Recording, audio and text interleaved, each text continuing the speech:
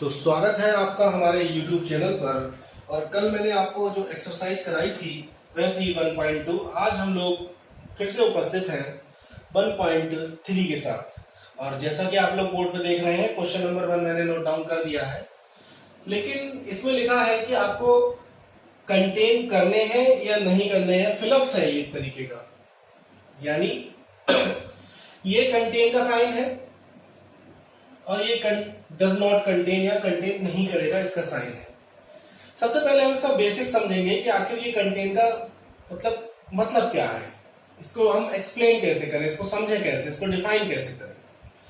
तो सबसे पहले आप लोग देखिएगा कि अगर इसमें और बिलोंग में क्या डिफरेंस है। इसको क्या बोलते हैं, कंटेन, और इसको क्या बोलते हैं, जो ई टाइप का लग रहा है उसको बोलते हैं बिलोंग। देखिए, जैसे मान लें कि एक सेट ए है और उसमें नंबर ऑफ एलिमेंट है 1 2 3। यहां तक आप लोग समझ गए। एक सेट हमने लिया। अभी इस क्वेश्चन से इसका कोई भी लिंक नहीं है, मैं सिर्फ इसका बेसिक आपको समझाने की कोशिश कर रहा हूं। आपने एक सेट लिया बेटा। सेट क्या है? सेट आपका ए है और ए सेट में आपके नंबर ऑफ एलिमेंट 3 है। ठीक है, वह है 1 2 3। अगर मैं आपसे कहूं, क्योंकि मैं आपको समझा रहा हूं कि ये कंटेन क्या है और बिलोंग क्या है, अगर मैं आपसे कहूं इस तरीके से कि 2 बिलोंग करेगा ए में, यह बात सही है। यानी आप लोग देखेंगे कि जब मैं इस तरीके की ब्रैकेट का यूज नहीं करूंगा तो ये बिलोंग कहलाएगा। यानी मैंने ये ब्रैकेट हटा दी। बात समझ में आ रही है? जो करली ब्रैकेट का यूज मैं नहीं करूंगा तो ये बिलोंग कराएगा, क्योंकि बच्चों को पता ही नहीं होता कि बिलोंग और कंटेन में डिफरेंस है क्या। दूसरा, अगर मैं ये कह दूं बेटा कि 2 और इस ब्रैकेट को लगा दूं और फिर मैं इस तरीके से कंटेन कर दूं ए में, तो ये कहलाएगा कंटेन। तो ये आपकी समझ में आ गया होगा कि बिलोंग या कंटेन में क्या अंतर है। अब मैं आपसे कहूं कि डज नॉट कंटेन का क्या मतलब होगा। अगर मैं कह दूं इस तरीके से ब्रैकेट बनाऊं और मैं लिख दूं 5 और मैं करा दूं ए, अब आप ये कहोगे क्या ए में आपके पास 5 है? नहीं है। उत्तर क्या मिलेगा, आंसर क्या मिलेगा कि नहीं है। हमारे तो 3 ही एलिमेंट थे 1 2 3, तो ये 5 कहां से आ गया? तो जब बेटा इसमें 5 आ गया, इसका मतलब ये आपका साइन लगेगा डज नॉट कंटेन का। तो ये तो रहा इसका बेसिक। अब आप जल्दी जल्दी से इन क्वेश्चनों को समझ लीजिए। किसी को कोई भी इतना समझने के बाद मुझे नहीं लगता डाउट होगा। सबसे पहला पार्ट इसका है इसमें लिखा है 2 3 4 और यहां लिखा है 1 2 3 4 5। क्या आप 2 देखिए है, 3 है, 4 है। इसका मतलब ये कंटेन होगा, किसी को कोई डाउट नहीं होना चाहिए। इसके बाद लिखा है ए क्या इसमें है? अब आप ढूंढते रह गए ए नहीं है, तो आप चुपचाप इसमें डज नॉट कंटेन, दोबारा आप चेक ही मत करें कि बी सी डी, कोई मतलब नहीं, कोई सेंस नहीं, टाइम खराब करेंगे सिर्फ। इसके बाद लिखा है कि x सच दैट x आपके स्कूल की कक्षा यानी क्लास का, आपके स्कूल में जो भी क्लास है, सपोज आप 11th क्लास में हैं, का एक स्टूडेंट है। आप ध्यान से क्वेश्चन को पढ़ेंगे तभी आपकी समझ में आएगा। उसने क्वेश्चन में क्या लिखा कि क्लास 11th का कोई एक स्टूडेंट पकड़ लिया, आप ही की क्लास का पकड़ लिया। ठीक। इसके बाद x सच दैट x आपके स्कूल का एक स्टूडेंट। अब आप मुझे ये बताओ कि आपके स्कूल में तो बहुत सारे स्टूडेंट हैं, क्या वह जो स्टूडेंट आपने पकड़ा है, क्या वह स्टूडेंट आपके स्कूल का नहीं होगा? भाई, आप सबसे पहले तो स्कूल को रिप्रेजेंट करते हैं, ना कि आपकी क्लास को। क्लास तो एक स्पेसिफिकेशन है, एक यूनिक बात हो गई। इसका मतलब ये कंटेन होगा। बात को फिर समझ लीजिए कि क्लास का 11th का एक स्टूडेंट कोई भी पकड़ ले, रोहित, मोहित, श्याम, कुछ भी पकड़ ले हम। आप सोचे राम, महेश, दिनेश, कुछ भी पकड़ ले, किसी को भी पकड़ ले 11th का, क्या वो स्टूडेंट आपके स्कूल का नहीं होगा? होगा, बिल्कुल होगा। इसमें कंटेन आएगा। इसके बाद लिखा है कि x सच दैट x किसी समतल में स्थित एक वृत्त है। समतल का मतलब समझिए आप, समतल का मतलब है प्लेन। मान लीजिए प्लेन है और इसमें एक हमारे पास यहाँ सर्कल है, यहाँ सर्कल है, यहाँ सर्कल है, यहाँ सर्कल है और यहाँ भी सर्कल है। हम आपसे कहे सर्कल बनाते रहो, आप बनाते रहोगे। इसके बाद राइट में देखें, राइट में उसने कहा एक्स सच दैट एक्स किसी समान समतल में वृत्त है जिसकी त्रिज्या 1 यूनिट है। यानी प्लेन में, अब इस बार उसने क्या किया, इस बार उसने एक डेफिनेशन लगा दी, एक स्पेशलिटी लगा दी, आपको बाउंड कर दिया। जब आप बाउंड हो गए, राइट हैंड साइड में क्या होता है, आप एक चीज और मैं आपको बताना भूल गया हूं, आप एक चीज और देखेंगे कि ये वाली जितनी भी चीजें हैं और ये वाली इधर राइट हैंड साइड हमेशा बड़ी होनी चाहिए। यानी आप लिख सकते हैं फादर और इधर आपका सन, मतलब समझ लीजिए ये हमेशा छोटा ही होगा। एक पिता के 3 पुत्र, अब फादर हैज 3 सन और एनी सन बिलोंग भी करेगा, कंटेन भी करेगा फादर को। इसका मतलब राइट हैंड साइड हमेशा बड़ी होनी चाहिए। अब यहां पर राइट हैंड साइड कैसी हो गई, यहां पर तो समतल में स्थित एक वृत्त ले लिया उसने, कोई बात नहीं, लेकिन वृत्त कैसा हो, सर्किल कैसा हो, कैसा भी हो सकता है। उसकी रेडियस जरूरी नहीं है 1 यूनिट होगी, 2 यूनिट हो सकती है, 3 यूनिट हो सकती है। There are so many units are there. मतलब बात को आप समझिएगा कि इसमें 2, 3, 4, 5 कितनी भी यूनिट के आप कितने भी सर्कल बना सकते हैं। यहां पर उसने स्पेसिफिक बात कह दी केवल 1 यूनिट का, तो यहां पर आपका डज नॉट कंटेन का आपका साइन आएगा। इसके बाद उसने लिखा एक्स सच दैट एक्स किसी प्लेन में स्थित ट्राइंगल। अब किसी प्लेन में मान लीजिए इसमें हमने कहा ये ट्राइंगल है, बहुत सारे, मैंने बहुत सारे ट्राइंगल बना दिए और किसी प्लेन में स्थित एक आयत लिखा है, रेक्टेंगल। अब आप खुद सोचिए कि रेक्टेंगल का इस ट्राइंगल से क्या सेंस, क्या रिलेशन है, कोई रिलेशन नहीं है, तो इसमें डज नॉट कंटेन का साइन आएगा। भाई ये तो ट्राइंगल है, इधर क्या है, रेक्टेंगल है, स्क्वायर भी होता तब भी नहीं होता, तो इसमें भी नहीं आएगा। इसके बाद आ रहा है 6 का part x such that x किसी प्लेन का इक्विलैटरल ट्राइंगल है। यानी एक स्पेसिफिक बात कह दी उसने कि इक्विलैटरल है। इधर क्या है बेटा, प्लेन में स्थित है कोई भी ट्राइंगल है। अब कोई भी ट्राइंगल इसका मतलब सारे ट्राइंगल आ गए, बात समझ में आ रही है। देखिए अब इसका मतलब आप ये नहीं है जैसे घर से आपसे कहा गया कि बेटा जाओ सब्जी ले आओ, आपने पूछा कौन सी ले आए, मैंने कहा बेटा कोई भी उठा लाओ, तो आप सारी सब्जी ले आए, जितनी मार्केट में थी सारी सब्जी उठा लाए। फिर क्या होना, आपकी डांट पड़नी, आप पिट भी सकते हो। तो कुल मिला के इसका मतलब यहां पे अप्लाई नहीं करेंगे। यहां पे आप बात समझिएगा कि आप जो सब्जी लेकर आ रहे हो वो उन बहुत सारी सब्जियों में से तो एक ही थी। यानी उसने कहा किसी भी एक ट्राइंगल को ले ले, उसका एक ट्राइंगल इक्विलैटरल ट्राइंगल होगा, इट मींस ये कंटेन कर जाएगा ना।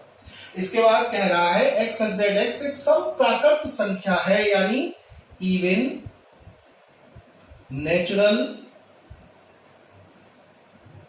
नंबर है। और इधर क्या है बेटा, कोई एक पूर्णांक अर्थात एनी इंटीजर, यानी कोई भी आपका इंटीजर हो सकता है। इधर कोई भी इंटीजर है, इधर उसने स्पेसिफिक बात कर दी इवन नेचुरल नंबर यानी समप्राकृत संख्या। मैं आपको बता दूं समप्राकृत संख्या रिवीजन के लिए 2, 4, 6, 8 डॉट डॉट डॉट 2 से कटने वाली। इंटीजर में क्या होता है, 1 माइनस भी आ सकती है, लेकिन मुझे यहाँ पे पॉजिटिव दिखानी है क्योंकि सम की बात हो रही है। हालांकि मैं -2, -4, -6 माइनस वो भी ले सकते हैं, लेकिन छोटा एग्जाम्पल ले रहा हूं मैं आपको समझाने के लिए। सपोज हम यहां से 1 से स्टार्ट कर देते हैं, 0, 1 जो भी है, 2, 3, 4, 5, 6, 7, 8 कुछ भी ले ले आप। अब आप समझिएगा 2 इसमें होगा 4 इसमें होगा 6, 8 सारे इसमें होंगे ना, तो इसका मतलब ये भी कंटेन कर जाएगा। उम्मीद है आपको ये पहला क्वेश्चन हमारा समझ में आ गया होगा। आप इसे नोट करें तुरंत।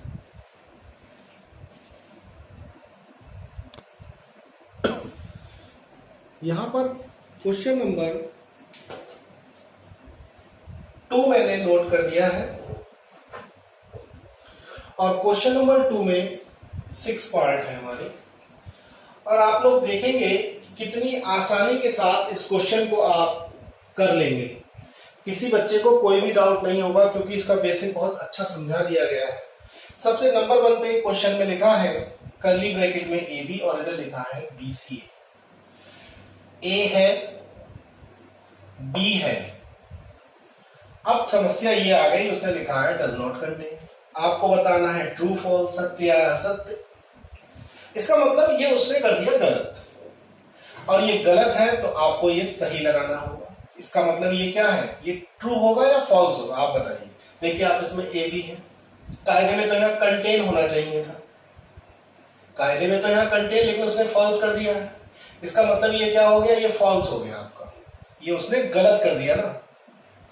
कंफ्यूज नहीं होंगे, फिर समझिएगा आप लोग, क्योंकि लैंग्वेज का खेल है सारा।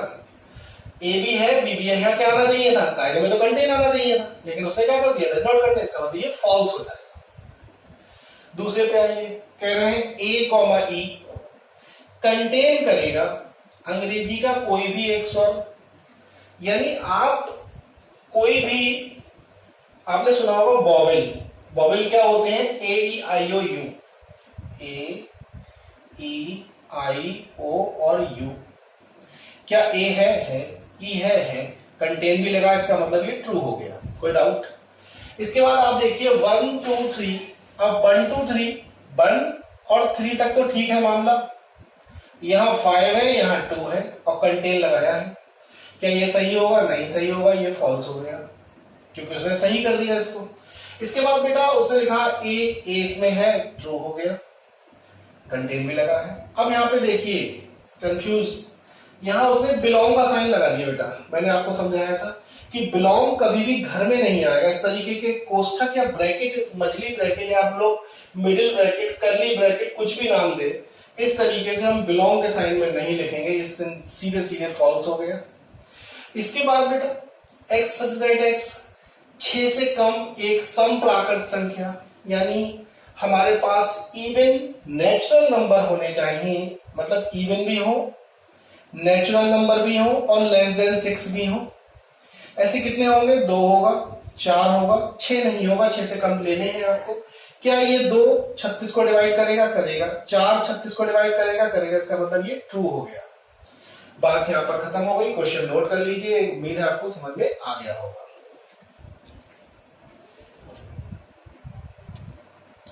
मैंने क्वेश्चन नंबर 3 यहां पर नोट डाउन कर दिया है। आप लोग देखें 1 2 इस तरीके से लिखा है। ये थोड़ा सा ट्रिकी क्वेश्चन है, आप लोग ध्यान से देखेंगे तो समझ में आ जाएगा। क्वेश्चन में 1 2 तो ठीक से लिखा है, लेकिन एक कर्ली ब्रैकेट और लगा दी गई है और उसमें लिखा है 3,4, उसके बाद 5 लिखा है। इसमें नंबर ऑफ एलिमेंट अगर काउंट किए जाए तो आपको लगेंगे 5 है, लेकिन नंबर ऑफ एलिमेंट 1 2, इसको एक ही नंबर ऑफ एलिमेंट मानेंगे हम। वो बात अलग है, इसके अंदर 2 एलिमेंट और हैं, लेकिन हमारे लिए इस समय ये एक एलिमेंट है और एक एलिमेंट, तो इसमें नंबर ऑफ एलिमेंट हमारे पास 4 हो गए। सबसे बड़ी चीज ये है। इसके बाद बेटा हम लोग इस क्वेश्चन में देखेंगे कि किस तरीके से इनको हमें करना है और समझना है। थोड़ा सा ध्यान लगाएंगे आप लोग तो समझ में आ जाएगा। नंबर 1 पे उसने एक एलिमेंट को उठा लिया। अब आप मुझे बताओ, अगर आप किसी एलिमेंट को उठा रहे हैं, भले ही आपके पास ये वाली ब्रैकेट लगी हुई है, ध्यान दीजिएगा, आप उठा तो एक एलिमेंट ही रहे हो, यानी आप 5 को उठा लेते, ऐसे लिख देते। आपने ब्रैकेट के अंदर ब्रैकेट लगाने के बाद क्या कर दिया, इसको एक एलिमेंट बना दिया। ध्यान से समझिएगा इस क्वेश्चन को। जब आप एलिमेंट उठाते हो तो वो बिलोंग करता है, ना कि कंटेन। अगर आप इसके ऊपर एक और ब्रैकेट लगा लें तब ये सही हो जाएगा। तो इसका मतलब ये आपका क्या पूछा गया था क्वेश्चन नंबर 3 में, क्वेश्चन नंबर पूछा गया था कौन सा सही नहीं है, तो आपका ये वाला सही नहीं है, पहली चीज ध्यान से समझिए। इसके बाद फिर उसने एक एलिमेंट उठाया, इस बार सही है क्योंकि बिलोंग का साइन लगाया। अब आप लोग कहेंगे अभी सर ने बताया था कि यहां पर ब्रैकेट नहीं यूज होंगी, मैं खुद कह रहा हूं ब्रैकेट यूज नहीं होंगे। हमने तो एलिमेंट उठाया है ना, जब हमने इसके ऊपर ब्रैकेट थोड़ी लगाई है, हमने इसके ऊपर थोड़ी ब्रैकेट लगाई, इसलिए बिलोंग सही हो जाएगा। अब आप फिर देखिए, यहां पर उसने खेल कर दिया। क्या खेल करा है बेटा इसमें थर्ड वाले क्वेश्चन में? थर्ड वाले क्वेश्चन में उसने खेल किया है कि एलिमेंट को उठाया है, जो मैं आपसे अभी कह रहा था, और एक ब्रैकेट और लगा दी। अब ये ठीक है, ये पूरा एक क्या हो गया, ये पूरा एक एलिमेंट हो गया, और इसके बाहर क्या हो गई, ब्रैकेट हो गई। ब्रैकेट का मतलब अब कंटेन आएगा, यानी ये सही हो जाएगा, ये सही है। इसके बाद क्वेश्चन नंबर आप 4 देखिए, ये थोड़े से आसान क्वेश्चन है। कह रहे हैं क्या वन बिलोंग करेगा, हाँ एक एलिमेंट उठा लिया उसने और बिलोंग करा दिया, बिल्कुल सही है। क्या वन कंटेन करेगा, नहीं करेगा, क्योंकि कंटेन के लिए आपको क्या चाहिए, आपको ये चाहिए और ये नहीं है, इसका मतलब ये गलत है। इसे हटा दे रहा हूं मैं ताकि कंफ्यूजन आपका ना बढ़े। फिर समझ लीजिए वन को आप ब्रैकेट में ही लिखेंगे। उसके बाद उसने लिखा 1 2 5। अब आप देखिएगा 1 2 और 5 बिल्कुल सही है, क्योंकि 1 2 5 उसने ब्रैकेट में लिखे हैं, ठीक है। इसके बाद क्वेश्चन में लिखा है 1 2 5 क्या बिलोंग करेगा, ये नहीं करेगा भाई। 1 2 5 कैसे बिलोंग कर जाएगा, क्योंकि ब्रैकेट में लिखा है, ये भी आपका गलत हो गया। इसके बाद क्वेश्चन नंबर 8 में लिखा है 1 2 3 1 2 और 3, ये तो बिल्कुल ही।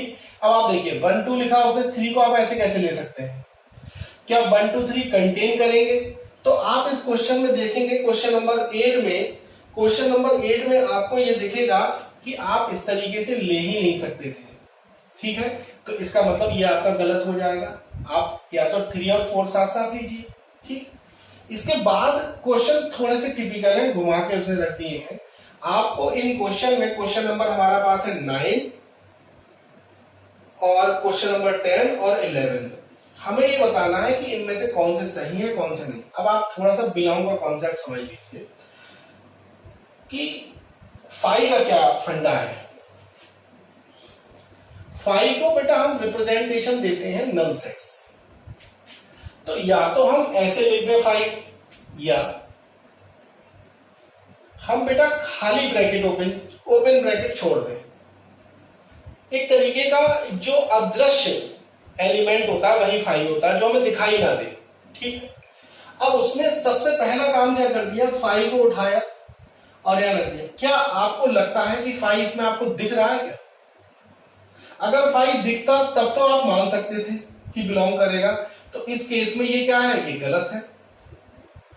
इसके बाद फाई कंटेन कर रहा है, फाई कंटेन कर रहा है को, ये सही हो जाएगा। क्यों सही हो जाएगा? क्योंकि क्वेश्चन नंबर 10 ये सही क्यों हो जाएगा, क्योंकि हमारा पास जो फाई होता है वो अदृश्य होता है।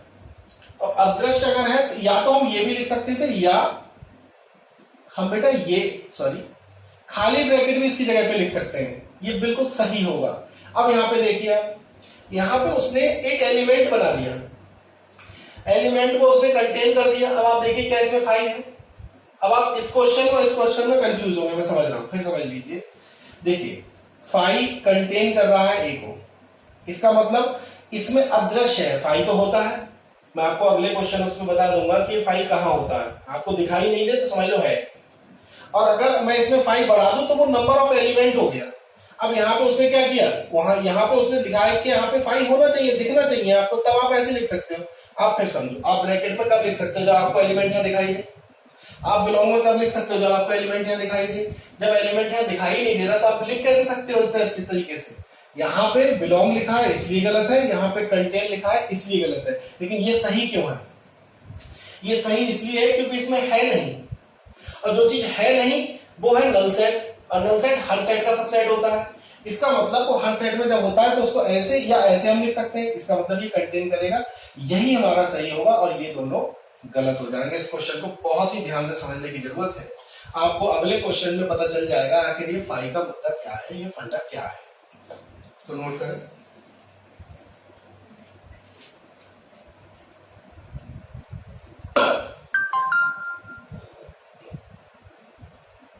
क्वेश्चन नंबर 4 मैंने यहां पर नोट डाउन कर दिया है बेटा, इसको सभी बच्चे ध्यान से समझेंगे।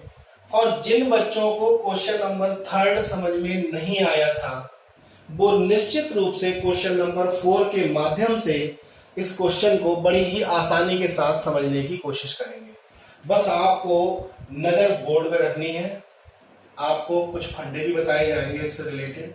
सबसे पहले क्वेश्चन को समझिए, हिंदी में है लिखा हुआ सभी उपसमुच्चय बताइए या ऑल सबसेट बताइए। मैं फिर कह रहा हूं क्वेश्चन नंबर 3 में जो प्रॉब्लम आपको हुई थी वो अब दूर होने जा रही है। क्वेश्चन नंबर 3 में फाई ने अचानक से प्रकट होकर एक नया रूप ले लिया था। अब आपको मैं समझाऊंगा कि आखिर ये फाई का फंडा है क्या। ध्यान से समझेंगे क्वेश्चन को। सबसे पहले लिखा है ए, इसके सभी सबसेट बताने हैं, ए कॉमा बी, इसके भी सभी सेट सबसेट बताने हैं, 1 2 3 के भी बताने हैं और 5 के भी बताने हैं। 5 खुद आ गया है आपसे मिलने। आप अब तक परेशान हो रहे थे 5 कहां से आ गया, वो खुद आ गया। बोले मैं तुम्हारा तुम मेरा इंतजार कर रहे थे, मैं तुम्हारा यहाँ इंतजार कर रहा हूँ, अमिताभ बच्चन बन गया 5 है। तो सबसे पहले आप एक इसमें फॉर्मूला याद रखेंगे। नंबर ऑफ सबसेट का एक फॉर्मूला है 2 की पावर n। n क्या है? Number of element.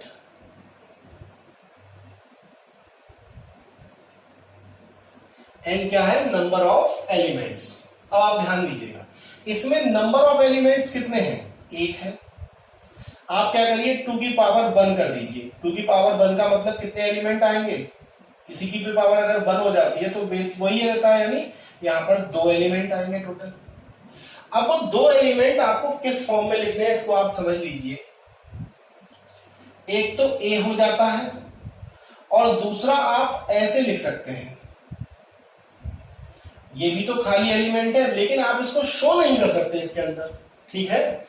तो हम क्या करते हैं, एक ही एलिमेंट को लिखते हैं और दूसरे को नहीं लिखते हैं। इस कारण से अगर आपको लिखना ही है समझाने के लिए तो आप ऐसे a,5 लिख सकते हैं समझने के लिए। लेकिन आपके ये मान लिया जाता है, फिर समझ लीजिए, ये मान लिया जाता है कि 5 यहां पर अंडरस्टूड है। फिर भी मैं आपको समझाने के लिए यहां पर लिख दे रहा हूं। आप ऐसे भी लिख सकते हैं और आप ऐसे भी लिख सकते हैं। क्वेश्चन नंबर 2 देखें। क्वेश्चन नंबर 2 में लिखा है 2 की पावर 2, क्योंकि नंबर ऑफ एलिमेंट कितने हो गए? 2 हो गए, तो नंबर ऑफ टोटल एलिमेंट कितने होने चाहिए? 4 होने चाहिए। अब आप देखिए कैसे मैं बना रहा हूं। मान लीजिए सेट ए था, ये ए में पहले हम ले लेंगे ए को, फिर ले लेंगे बी को और फिर ले लेंगे हम ए कॉमा बी दोनों को। इसके बाद आपके कितने एलिमेंट हुए? 1 2 3 और चौथे नंबर पे कौन है? चौथे नंबर पे भूत 5। हम चाहे तो लिखें चाहे ना लिखें, लेकिन ये माना जाता है कि इसके अंदर 4 सेट होंगे, 4 एलिमेंट होंगे, सॉरी। अब आप इसको देखिए कितने एलिमेंट है? नंबर ऑफ एलिमेंट 3 है। 2 की पावर 3 यानी 8। अब आप इसको भी मान लीजिए कि चलिए इसको बी मान लेते हैं। अब बी में क्या होगा? सबसे पहले 1 2 3 1 2 2 3 3 1 और 1 2 3। आप समझ लीजिए नंबर ऑफ एलिमेंट कितने हो गए? 1 2 3 4 5 6 7 और 8वां एलिमेंट मैंने नहीं लिखा है, वो अंडरस्टूड है 5। यानी जो आपको दृश्य नहीं है, मैंने इसीलिए शुरू में समझाने के लिए लिखा, बाद में लिखना बंद कर दिया। आप फिर समझ लीजिए, इसमें आप 5 को इंडिकेट नहीं करें तो अच्छा है। 5 इंडिकेट नहीं करेंगे आप लोग। इसका मतलब जब आप 7 गिनेंगे तो नंबर ऑफ एलिमेंट हमेशा 8 बोले जाएंगे, एक एलिमेंट बढ़ा के बोला जाता है। वो मान लिया जाता है कि वो भूत है यानी 5 है, उसको आप भूत मान लीजिए थोड़ी देर के लिए, जो दिखाई नहीं दे लेकिन वो है, अदृश्य है, एक अदृश्य शक्ति है 5। अब यहाँ पर 5 को उसने आपको दिख रहा है ना, इस बार जब आपका 5 दिख रहा है लेकिन है तो वो नल सेट। अब जब नल सेट है तो इसका मतलब वो कुछ ही नहीं, वो 0 है। क्या आपने किसी ऐसी चीज को जो अदृश्य है आप उसे देखने की कोशिश कैसे कर सकते हैं? नहीं देख सकते। इसका मतलब इस बार आप क्या करने जा रहे हैं? इस बार आप करेंगे 2 की पावर n की जगह पे 0। अब किसी की पावर 0 1, तो इस बार अब आप यहां से कॉन्सेप्ट को समझेंगे, यहां से आप कॉन्सेप्ट को समझेंगे। इस बार आप क्या लिखेंगे इसका आंसर? इस बार इसका आंसर लिखेंगे या तो आप लिख देंगे 5 या आप लिखेंगे इस तरीके की खाली ब्रैकेट जिसमें कोई दिख ही नहीं रहा। अब आप फिर समझ लीजिए, यहां पर आप खाली ब्रैकेट भी लगा सकते थे, दिख कहां रहा है। तो कुल मिला के हम 5 का जो इंडिकेशन है वो इस तरीके से लिख सकते हैं। मैं आपको फिर समझा दूं, आप ऐसे भी लिख सकते हैं, 5 लिख सकते हैं, लेकिन फिर वो दिखने वाला एक भूत हो जाएगा, भूत नहीं रहेगा, दिख रहा है 5। तो वो 5 एक यहाँ पे क्वेश्चन में सबसे बड़ा डाउट कंपटीशन मैंने देखा है कि कभी कभी 5 वो एलिमेंट ले लेता है, कभी कभी 5 वो अदृश्य भूत ले लेता है। इसका मतलब क्या है?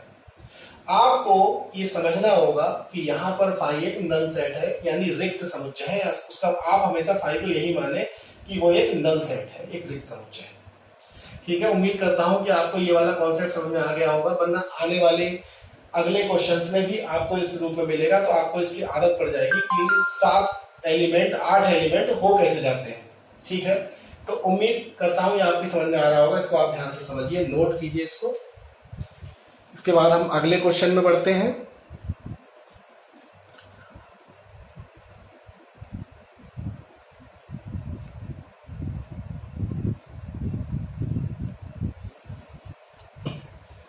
एक क्वेश्चन नंबर 5। अगर फिर भी आपके कॉन्सेप्ट समझ में ना आया हो तो ये क्वेश्चन आपको बिल्कुल कॉन्सेप्ट आपका दूर कर देगा।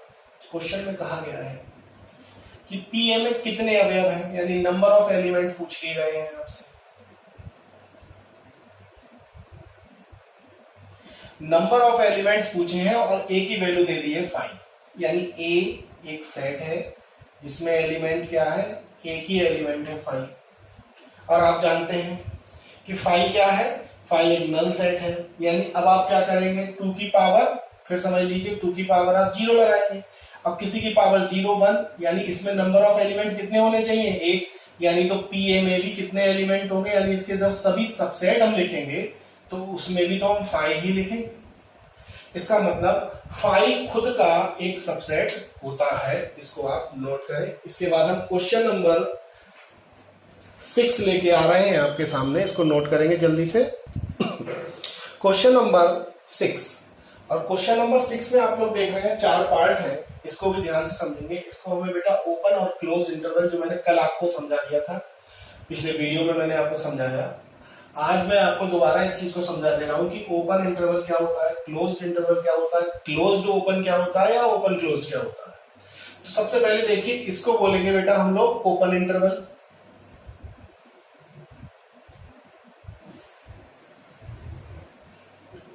इसके बाद इसको बोलेंगे क्लोज्ड ओपन।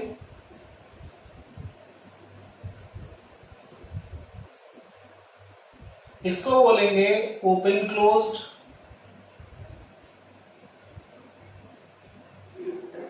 और इसको बोलेंगे हम लोग क्लोज्ड।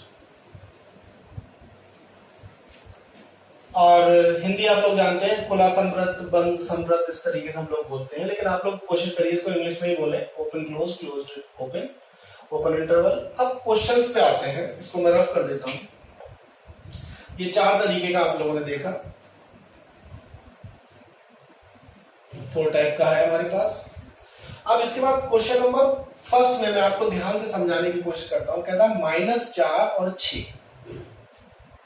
अगर मैं ये कहूं कि यहां पर 0 है तो यहां -1, -2, -3 और -4, और यहां पर बेटा 1, 2, 3, 4, 5 और 6।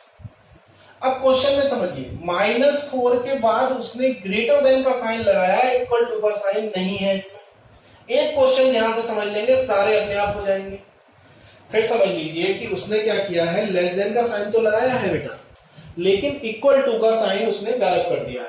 इसका मतलब क्या होगा, इसका मतलब यह साफ होगा कि इसमें -4 शामिल नहीं होगा, लेकिन उसके अब रियल नंबर की बात की गई, यानी बाकी सारी वैल्यूज होंगी, -4 नहीं होगी। और 6 में क्या लगाया है, less than and equal to, यानी 6 से छोटी वैल्यू होगी और 6 भी शामिल होगी, 6 के बराबर भी होगी। आप इन दोनों को मिला दीजिए, इसके बीच की जितनी भी वैल्यू है, चाहे वो पॉइंट की वैल्यू, इंटीजर नहीं बोला उसने, रियल नंबर बोला, यानी कोई भी वैल्यू हो, आपको सारी वैल्यूज लेनी है। तो इसको इंडिकेट कैसे करें, इसको इंडिकेट करेंगे, ओपन ब्रैकेट लगेगी 4 पे, -4 पे क्या लगेगी, ओपन ब्रैकेट, और 6 पे कैसी कॉमा लगाएंगे, 6 पे कैसी ब्रैकेट लगेगी, क्लोज ब्रैकेट। अब आप इसको देखिए, दोनों में ही इक्वल टू का साइन नहीं है, तो इन दोनों में कैसी ब्रैकेट लगेगी बेटा, दोनों में गोल ब्रैकेट लगेगी, यानी ओपन ब्रैकेट लगेगी -12, -10। उम्मीद है ये समझ में आ गया होगा। इसके बाद इसमें बेटा पहले नंबर पे लगेगी क्लोज्ड, फिर लगेगी ओपन, और इसमें क्या लगेंगी, दोनों कैसी लगेंगी, क्लोज लगेंगी, 3,4। इसको आप नोट करें, उम्मीद है आपकी समझ में आ गया होगा। आसान क्वेश्चन था ये। क्वेश्चन नंबर 7 आप लोग देखिए, मैंने इसके 4 पार्ट लिख दिए हैं एनसीईआरटी में। क्वेश्चन नंबर 7 में आपको जस्ट 6 का अपोजिट करना है। उसमें आपको क्या करना था, उसमें इस टाइप के साइन लगाने थे। इस बार आपको क्या करना है, इस बार आपको अपोजिट करना है जैसे उसमें लगा हुआ था, यानी इंटरवल की फॉर्म में आपको लिख देना है। इस बार नोटेशन आपको लिखना है। सबसे पहले आप देखिए दोनों में कैसी ब्रैकेट है, दोनों में ओपन है, तो आप लिखेंगे x की जो वैल्यू है वो -3 से शुरू होगी जिसमें -3 शामिल नहीं होगा, और 0 तक जाएगी जिसमें 0 भी शामिल नहीं होगा। इसमें देखें आप दोनों क्लोज्ड हैं, इसका मतलब 6, x की वैल्यू 6 और 12 के बीच में होगी जिसमें 6 भी शामिल होगा और 12 भी शामिल होगा। x is lies between 6, 12। इसके बाद थर्ड वाला देखिए, 6 ओपन ब्रैकेट है और इसके बाद 12 पे कैसी ब्रैकेट है, क्लोज्ड है, तो आप इस तरीके से लाएंगे। और 23 कैसी ब्रैकेट है, दोनों क्लोज्ड ब्रैकेट है, तो माइनस के 23 से वैल्यू वेरी करेगी 5 तक हमारी, और दोनों ही less than and equal to यानी greater than and equal to. -23 से क्या आएगा, greater than and equal to, और x से क्या आएगा, less than and equal to या लाई बिटवीन -23, 5। नोट करिए इसको, बहुत ही आसान क्वेश्चन था ये भी। इसके बाद क्वेश्चन नंबर हम लोग 9 और क्वेश्चन नंबर 8 और क्वेश्चन नंबर 9 मैंने दोनों लिख दिए हैं, लेकिन 8 से पहले मैं आपको 9 समझाऊंगा, क्योंकि इसमें एक नया कॉन्सेप्ट आ गया है, यूनिवर्सल सेट या सार्वत्रिक समुच्चय, यानी यूनिवर्सल सेट। यूनिवर्सल सेट क्या होता है, यूनिवर्सल सेट का मतलब होता है कि उसमें बहुत सारी चीजें समाहित होंगी, यानी नंबर ऑफ एलिमेंट बहुत सारे होंगे लेकिन वो अलग अलग होंगे। इस क्वेश्चन को क्वेश्चन नंबर 9 से अच्छा समझाया जा सकता है। फॉर एग्जाम्पल आप लोग देखेंगे कि क्वेश्चन नंबर 9 में ए में एलिमेंट है 1 3 5, बी में है 2 4 6 और सी में है 0 2 4 6 8, और आपको बताना है कि इनमें से ऐसा कौन है, 4 ऑप्शन एक तरीके से दिए हुए हैं जिससे ये यूनिवर्सल सेट बनाया जा सकता है। तो सबसे पहले आप चेक करिए इसमें कि 1 3 5 क्या पहले ऑप्शन में आ रहा है, 1 3 5 आ रहा है, 1 3 5। मैं दूसरा पेन यूज करता हूं, देखिए 1 3 5 इसमें है, 1 है, 3 है, 5 है, ए इसमें है, मतलब जो भी ऑप्शन होगा उसमें तीनों के एलिमेंट होने चाहिए। अब 2 4 6 देखिए, 2 है, 4 है, 6 है, यानी यहां तक बात बन गई है पहले ऑप्शन में। लेकिन जैसे ही आप जाते हैं तीसरे ऑप्शन में, उसमें आपको देखेंगे 8 है, तीसरे ऑप्शन में देखेंगे क्या है, 8 है। अब ये 8 जो है इसके कारण ये पहला ऑप्शन कट जाएगा। अब आप बताइए, पहला ऑप्शन गलत हो गया। अब आप देखिए सेकंड पार्ट बेचारे की, उसे आप हटा दीजिए। 5 तो केवल एक, आप जानते हैं अभी तो रिक्त समुच्चय या फिर वाइड सेट या नल सेट है, उसमें तो बहुत सारे सेट, एक पार्ट हो सकता है, छोटा सा एक हिस्सा हो सकता है ये। इसके बाद मैं फोर्थ ऑप्शन पे आता हूं, 1 से लेके 8 तक लिख दिए हैं लेकिन उसमें 0 नहीं है, फोर्थ ऑप्शन में 0 नहीं है, इसलिए ये भी नहीं होगा। अब ये थर्ड ऑप्शन आपका सही हो जाएगा, लेकिन मैं आपको इसका एक और तरीका बता देता हूं कि इस टाइप के क्वेश्चन में ये कैसे सही हो जाएगा। आप समझिए, मैं एक क्या बना रहा हूं, एक वेन डायग्राम से आपको इसको समझाने की कोशिश करता हूं। यहां पे लिखा जाएगा u, और u में नंबर ऑफ एलिमेंट कितने हैं, यहां से लेके आप यहां तक देखेंगे तो नंबर ऑफ एलिमेंट 11 हो गए। अब आप देखिए a में कैसे सेट है, a में है 1 3 5, 1 3 5, b में क्या है 2 4, यहां a लिख दीजिए, यहां b लिख दीजिए 2 4 6। अब आप c में देखिए, c में कौन है, 0 है, लेकिन यहां पर कुछ कॉमन एलिमेंट भी आएंगे। जैसे आप देखेंगे 6 एक ऐसा एलिमेंट है जो b में है, यानी आप b का एक एलिमेंट ले लीजिए c में भी, और यहां लिख दीजिए c। अब आप c में 0, और यहां पे 2 भी आ रहा है c में, तो एक सेकेंड इस तरीके से बना लीजिए, या आप 2 को नीचे लिख लीजिए, थोड़ा सा और लग रहा होगा तो ये ऐसे कर लीजिए, यहां 2 लिख लीजिए, कॉमा लगा लीजिए। अब आप देखेंगे कि यहां पर 0 है, c में 2 भी है, हालांकि b में भी है, होने दीजिए, कोई दिक्कत नहीं। अब b और c दोनों का संयुक्त, यानी आपको इसको क्या बोलते हैं हम लोग, इसका एक कॉमन पार्ट आ गया, ये इंटरसेक्शन, ठीक है। तो अब आप देखेंगे कि ये b में क्या हो गए, b में आप देखिए 2 4 6, 2 4 6 अभी b में, c में 0 2 6 और 8 कहीं भी लिख दीजिए। अब आप ये सोच रहे होंगे कि सर ने 0 हो गया, 1 हो गया, 2 हो गया, 3 हो गया, 4 हो गया, मतलब 7 गायब है और इसमें 7 आ रहा है। इसके बाद 9 गायब है, 9 आ रहा है, इसमें 10 आ रहा है। तो आप 7, 9, 10 का या तो अलग सेट बना लें, जैसे यहां 7 लिख दें, यहाँ 9 लिख दें, यहाँ 10 लिख दें, कहीं कुछ भी। यूनिवर्सल का मतलब आपकी समझ में आ गया होगा, जिसमें बहुत सारे एलिमेंट होते हैं, लेकिन कुछ स्पेसिफिक एलिमेंट जो होते हैं वो एक अलग, उसका एक पार्ट होता है। यानी ए का अलग पार्ट था, बी का अलग पार्ट था, लेकिन सब मिला के क्या बन गया, एक यूनिवर्सल सेट। यानी केवल यही एक ऐसा इकलौता सेट था जिससे इन तीनों की पूर्ति की जा सकती थी, या फिर इसके कॉम्प्लीमेंट्री मान सकते हैं आप इनको, कॉम्प्लीमेंट की फॉर्म में है, ये पूरक है उसके। अब आप क्वेश्चन नंबर 8 देखेंगे, समकोण त्रिभुजों का समुच्चय। तो हम इसको डिफाइन कैसे करेंगे? समकोण का मतलब होता है राइट एंगल ट्राइंगल, और यहां पर समद्विबाहु त्रिभुज का मतलब होता है जिसकी दो साइडें इक्वल हो, जिसकी दो साइडें इक्वल हो, हम लोग उसको आइसोसेल्स भी बोलते हैं।